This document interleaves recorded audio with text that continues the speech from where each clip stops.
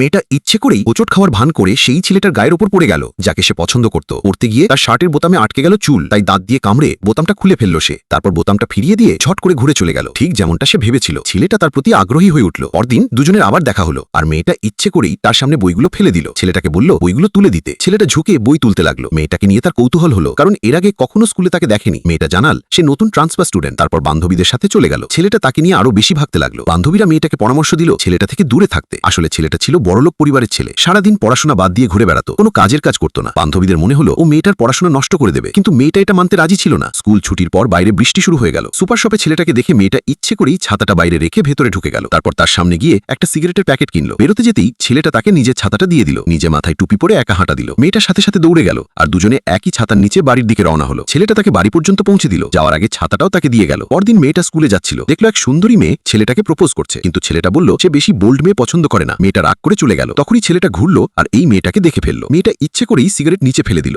ছেলেটা সন্দেহ হলো ও কি সত্যিই সিগারেট খেতে জানে। মেয়েটা প্যাকেট থেকে একটা বের করে জ্বালাতে গেল, কিন্তু ছেলেটার সাথে সাথে হাত থেকে ছিনিয়ে নিজের মুখে দিয়ে নিল। তখনই সে দেখলো মেয়েটার ডান কানে শ্রবণ যন্ত্র লাগানো। মেয়েটা ভাবলো ও বাকিদের মতোই মজা নেবে, কিন্তু ছেলেটা শুধু বলল সিগারেট খেলে তোমাকে বাজে দেখায়, আর কিনো না এগুলো, এটুকু বলে ঘুরে গেল। তখনই মেয়েটা হঠাৎ বলে উঠল তাকে কি বাইকে ঘুরতে নিয়ে যাবে। ছেলেটা রাজি হলো, নিজে হাতে তার মাথায় হেলমেট পরিয়ে বলল কোমর শক্ত করে ধরো। বাইক ছুটতেই মেয়েটা কানের কাছে বাতাস অনুভব করলো। সেই মুহূর্তে মনে হলো ছোটবেলার সেই মুক্তি আবার ফিরে এসেছে। এক কানে কম শোনার জন্য লোকজন সবসময় তাকে নিয়ে হাসাহাসি করত। মা কোনোদিন সান্ত্বনা দেননি, বরং জোর করে পিয়ানো শেখাতেন। তাই ছেলেটার প্রতি মেয়েটার মনে কৃতজ্ঞতা জন্মালো যে প্রথমবার তাকে মুক্তির স্বাদ দিয়েছিল। সহপাঠীরা দুজনকে একসাথে দেখে অবাক হয়ে গেল। তাদের মনে হলো এত ভালো ছাত্রী, মেয়েটার বদনাম ছেলেটার সাথে ঘোরা ঠিক না। কিন্তু মেয়েটা কারো কথায় কান দিল না। হেলমেটটা ছেলেটাকে ফিরিয়ে দিয়ে চলে গেল। ছেলেটা তার চলে যাওয়া দেখতে দেখতে পরের দেখার অপেক্ষায় থেকে গেল। বন্ধুরা, মেয়েটার এই চালাকি কি ছেলেটার মন জিতবে? আর এমন আরো গল্প দেখতে আমাকে সাবস্ক্রাইব করে দাও।